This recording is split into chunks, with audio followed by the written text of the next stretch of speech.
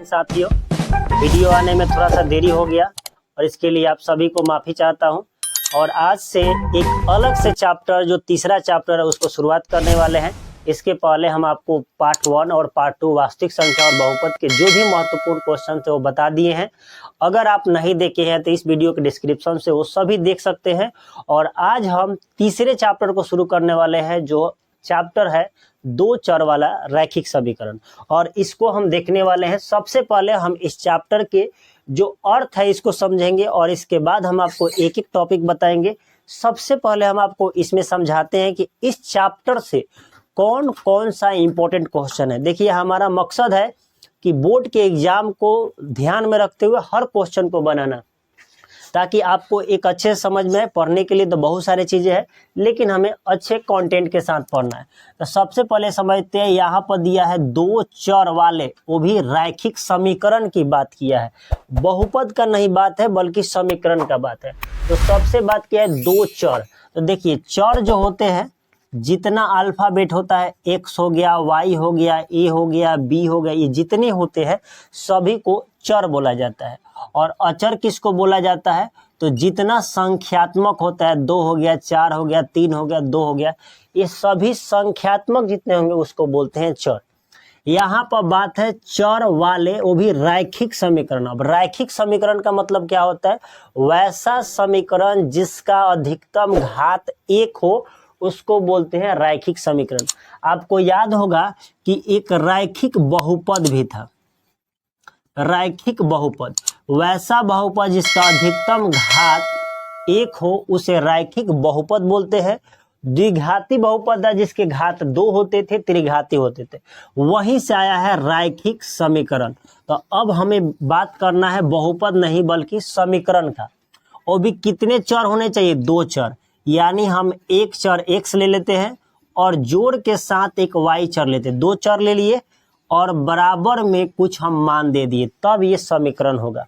अभी आपको एक और समझाते हैं। जैसे 2 चर की बात है, तो 2 चर में एक 2x चर हो गया, अचर और चर के साथ माइनस कर सकते हैं 3y बराबर 0। ये भी हमारा रैखिक समीकरण होगा। समीकरण की पहचान क्या होती है, तो बराबर में उसका कुछ मान दिया गया होगा, वह समीकरण की एक पहचान होती है। अगर 5x + 2y केवल लिखकर छोड़ दिया जाए तो यह रैखिक समीकरण नहीं है, यह एक बहुपद है। ये आपको ध्यान रखना होगा कि बहुपद और समीकरण में क्या अंतर होता है। तो बहुपद में बराबर करके कुछ भी मान आपको नहीं देगा, लेकिन समीकरण में आपको मान देगा। इतना तक तो आपको क्लियर हो गया। अब हम बात करने वाले हैं इस चैप्टर के कुछ महत्वपूर्ण टॉपिक, जो आपके एग्जाम के लिए क्या क्या इंपॉर्टेंट है। चैप्टर का अर्थ आपको समझ में आ गया। अब हम बात करते हैं कि आखिर इस चैप्टर में कौन कौन से मेन टॉपिक है जो आपके 2025 के एग्जाम में या स्कूल के एग्जाम के लिए महत्वपूर्ण होने वाले हैं। सबसे पहले इसमें हम ग्राफ देखेंगे। ग्राफ हर साल 5 नंबर का आता है, ये पक्का है, फिक्स है।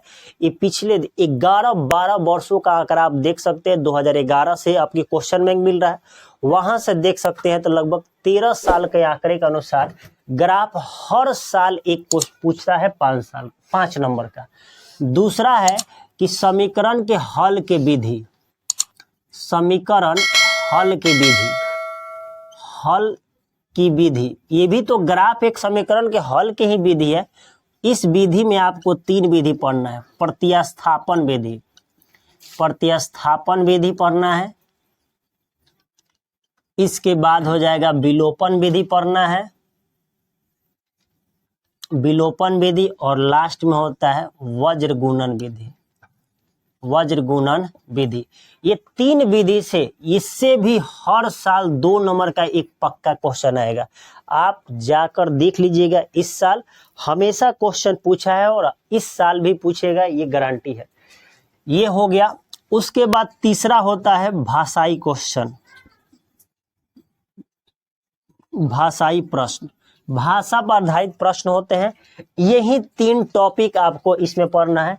एक चौथा आ जाता है कुछ हल करने वाले समीकरण, जिसमें बट्टा में करके देगा।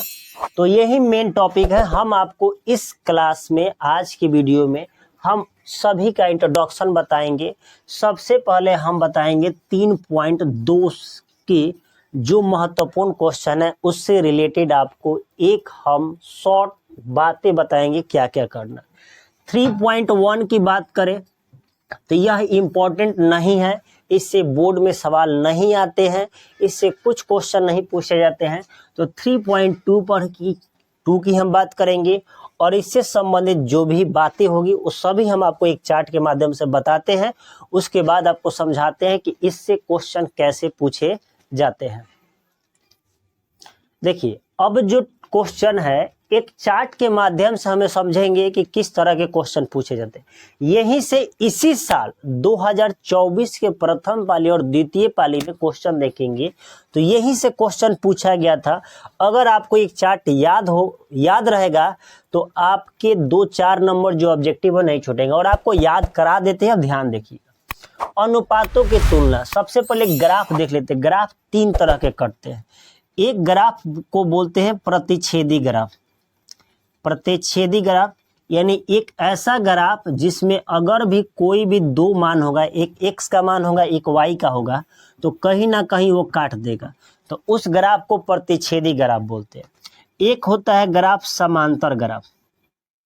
समांतर ग्राफ क्या करेगा कि वो एक दूसरे के समानांतर निकल जाएगा, कभी वो काटेगा नहीं। और तीसरा ग्राफ होता है संपाती ग्राफ। संपाती ग्राफ कहने का मतलब कि x और y दोनों का वैल्यू एक ही ग्राफ पर आएगा, तो वैसे ग्राफ को संपाती ग्राफ कहते हैं। 3 ग्राफ कट गया। अब आपको अगर समीकरण कोई दिया हो, अगर आपको समीकरण कोई दे देता है 3x + 2y = 5 और 9x + 3y = 6, तो इस समीकरण को केवल देखकर आप बता देंगे कि समीकरण का ग्राफ जो होगा वो प्रतिच्छेदी होगा कि समांतर होगा कि संपाती होगा। बस आपको 2 मिनट वेट करना है, इस सभी को ध्यान से देखना है और उसके बाद आप सभी चीज बता सकते हैं कि ग्राफ कैसा कटेगा, कितने उसके हल निकलेंगे, संगत होगा कि असंगत होगा, विरोधी होगा कि अविरोधी होगा, सभी चीजें आप बता देंगे। बस आप लास्ट तक जरूर देखिएगा इसको। अनुपातों की तुलना ध्यान दीजिए, इसमें 3 टर्म आएंगे आपको। जब भी समीकरण होगा तो 3 टर्म होगा, एक x का होगा, एक y का होगा, एक समीकरण के बाद का मान होगा। ध्यान रखिएगा। तो पहले को हम a मानते हैं, दूसरे को b मानते हैं, तीसरे को c मानते हैं। अब यहाँ भी सेम होता है a, b और c, क्योंकि 2 समीकरण है तो इसको a1, इसको b1, इसको c1 करते हैं, a2, b2, c2। ये पहचान करने के लिए बस होता है। दोनों संख्या जो दिया है x टर्म, इसके अनुपात की हम तुलना करेंगे। तुलना कैसे आपको याद रखना है, ध्यान रखिएगा। अगर पहला a1 बटा a2 बराबर अगर नहीं हुआ b1 बटा b2, अब ये मतलब नहीं समझ में आया कि क्या कहना चाहते हैं, ध्यान दीजिए। जैसे हम आपको समझाते हैं कि एक समीकरण लिए, पहले एक लाइन पूरा समझ लिए, उसके बाद सब समझाते हैं। a1 बटा a2, जैसे a1 का मान कितना है तो 3x है, ठीक। उसके बाद a2 का मान कितना है तो 9x है। ये दोनों मान होने के बाद अगर दोनों को तुलना किए, ठीक, कुछ आएगा। जैसे यहाँ पर 3/9 है तो 3/9 लिख सकते हैं और बराबर किए 2/3 आ गया, 2/3। ये तो कटने वाला है तो 3 आ जाएगा, तो 1/3। अब देखिए बराबर है, बराबर नहीं है, तो यहाँ पर हम इज नॉट कर देंगे। इज नॉट कर देंगे यानी पहला अनुपात जो है दूसरे अनुपात के बराबर नहीं है। तो अगर ऐसा कंडीशन हो जाए, पहला इज नॉट दूसरा हो जाए, तो ग्राफ होगा प्रतिच्छेदी। ठीक, आपको याद रखना है ग्राफ कैसा होगा, प्रतिच्छेदी। कहीं ना कहीं ये ग्राफ काटेगा, ये तय हो गया। और जब भी काट देगा तो एक ही हल होगा, क्योंकि x का मान 1 आएगा, एक y का आएगा, तो हल कितने होंगे, एक हल।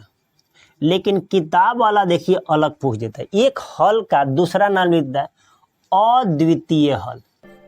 अद्वितीय हल, इसका मतलब अद्वितीय मतलब इसके अलावा दूसरा कोई हल नहीं निकलेगा, इसके कहने का ये मतलब है।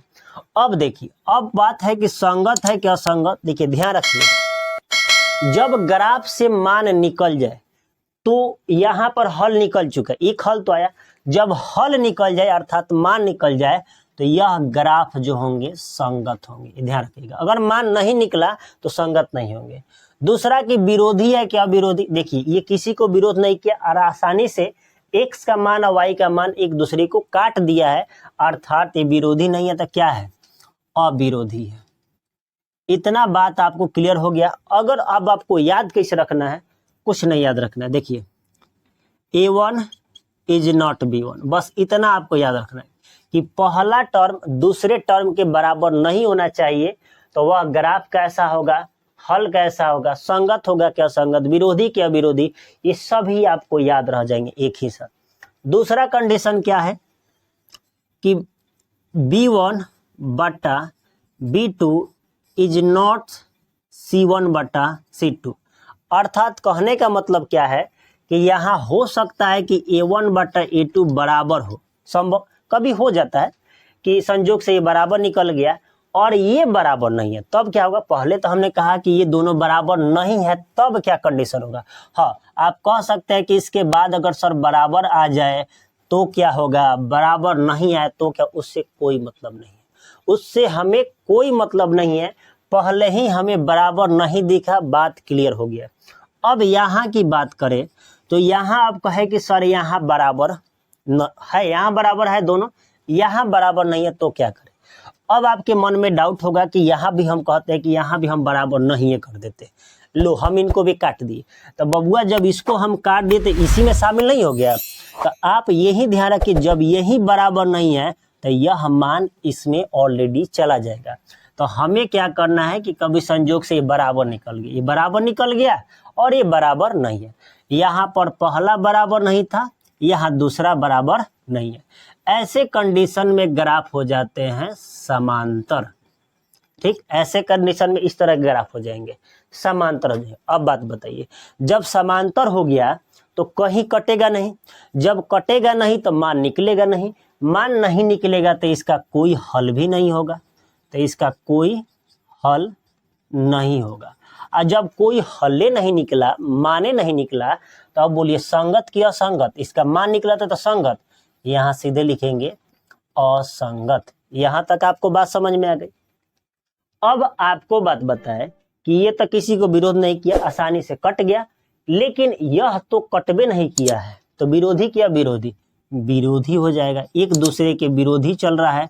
ये इसको नहीं देखना चाहता, ये इसको नहीं देखना चाहता, ये इधर से निकल गया, ये इधर से निकल गया, अर्थात इसका मान नहीं निकला। अब 2 स्टेप समझे, तीसरा स्टेप देखिए क्या है। यहाँ पर क्या हो गया कि दूसरा, यहाँ पर आपको याद रखना है B1 इज नॉट C1, ये याद रखना है, शॉर्टकट में याद रखना है कि पहला बराबर नहीं दूसरा के तब क्या होगा, दूसरा बराबर नहीं तीसरे के तब क्या होगा। अब लास्ट देखिए, लास्ट में A1 बटा A2 बराबर निकल गया B1 बटा B2, और ये भी निकल गया बराबर C1 बटा C2, मतलब तीनों बराबर हो गया। अब देखिए, फिर कहिए कि सर मेरा मर्जी, हम इसको बराबर नहीं करेंगे, तो मत करिए, बराबर नहीं करिएगा, सीधे उठ कर इसमें चल जाएगा, कहेगा हम अब इसमें नहीं रहेंगे। अब कहेंगे ना सर इसको छोड़ देते, ये बढ़िया आदमी है, इसको छोड़ दिए। अब कहेंगे इसको बराबर नहीं करेंगे, लो बबुआ इहो उठ के इसमें चल जाएगा, कहेगा हम इसमें भी नहीं रहेंगे। तो कंडीशन यह बना कि हमको इसमें तीनों बराबर रखना ही होगा।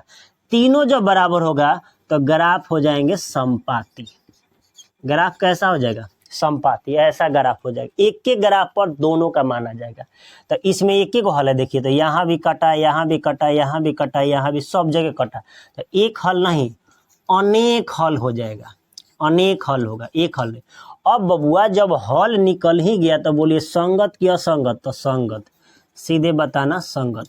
और जब संगत हो गया तो विरोधी की अविरोधी, तो अविरोधी। एक बात इसके साथ ध्यान रखिएगा, इसको आश्रित समीकरण कहा जाता है, इसको आश्रित समीकरण कहा जाएगा, ध्यान रखिए। आश्रित क्यों कहा जाता है, क्योंकि इसमें का दोनों समीकरण होता है एक दूसरे पर निर्भर करता है और एक ही पर काट देता है, एक ही ग्राफ पर दोनों मान निकल जाता है। अब आपको यहाँ तक समझ में आ गया कि कब कैसे कंडीशन होगा। अब आपको समझना है A1 इज नॉट B1, तो जब पहला दूसरा के बराबर नहीं है तो क्या होगा, प्रतिच्छेदी। B1 इज नॉट C1, अगर दूसरा तीसरे के बराबर नहीं हुआ तो समानांतर। अब A1, B1 और C1 तीनों बराबर निकल गया। जब तीनों बराबर निकलेगा तब तो क्या होगा, संपाती। ग्राफ क्लियर रखिएगा, हम आपको याद कराते हैं कैसे याद करना है। A1 इज नॉट B1, अगर पहला बराबर नहीं है तो ग्राफ प्रतिच्छेदी, अगर दूसरा और तीसरा बराबर नहीं है तो समानांतर, और तीनों बराबर निकल गया तो संपाती। और जब हल जरूर देखिएगा किस में हल होगा। देखिए जब प्रतिच्छेदी होगा ना तो कहीं ना कहीं ये काट देगा, काटेगा तो एगो तो हल दे ही देगा और कहीं नहीं कटेगा। समानांतर में कहीं कटबे नहीं करेगा तो हल नहीं मिलेगा। और संपाती में क्या करेगा ना, एक पर बहुत सारा मान मिल जाएगा, सब मान, तो अनेक हल, आप कोई भी एक मान रख सकते हैं। और संगत संगत होगा, असंगत हो जाएगा, अविरोधी विरोधी अविरोधी, ये सभी आपको समझ में आ गया। अब हम आपको इसके नेक्स्ट वीडियो में, तो इंट्रोडक्शन सब आपको बता दिए, यही मेन कॉन्सेप्ट है, यही से क्वेश्चन है। एक एग्जाम्पल आपको समझा देते हैं। देखिए एग्जाम्पल कैसे एग्जाम में पूछेगा क्वेश्चन, हम आपको समझाते हैं। यहाँ पर समीकरण देगा 3x + 2y = 6, 5x + 3y = 9, और कहेगा 3 तरह के क्वेश्चन पूछेगा, एक ही को पूछेगा, दिए गए समीकरण का ग्राफ बताइए, तो ग्राफ इससे पूछेगा। दूसरा क्वेश्चन पूछेगा, दिए गए समीकरण का हल बताइए, तो हल आपको इसी आधार पर बता देंगे कि हल क्या होगा। अब दिए गए समीकरण का मान जो है संगत है कि असंगत है, विरोधी, इस तरह के क्वेश्चन आपसे पूछेगा। इस साल पूछा गया, आप क्वेश्चन बैंक में देख सकते हैं। तो अब हम इसको बताते हैं, तुलना करिए। A1 का मान कितना है 3 बट्टा A2 का मान कितना है 5, 3/5 हो गया, बराबर। अभी हम चलते हैं बराबर देख लेते हैं, ये 2 है, अब बट्टा इधर कितना है 3 है, इधरों करते हैं 6/9 है। अब देखिए हम आगे कोई जरूरत नहीं है देखने का, ये है 3/5, ये है 2/3, बराबर नहीं। हाँ, ये बराबर हो या ना हो उससे कोई मतलब नहीं है, बराबर नहीं हो तभी बतिया यही आएगा। बराबर पहले ही नहीं है तो ग्राफ कैसा होगा, प्रतिच्छेदी होगा। हल कैसा होगा, अद्वितीय हल होगा। जब पहले ही बराबर नहीं है तो कैसा होगा, संगत और अविरोधी। हमें विश्वास है कि आप सभी ये कंसेप्ट समझे होंगे। अगर समझे हैं तो आप इस वीडियो को अन्य दोस्तों के पास भेजें, और हम इसके बाद जो क्वेश्चंस होंगे बताएंगे। फिर मिलेंगे नेक्स्ट वीडियो में, तब तक के लिए आप सबको जय हिंद।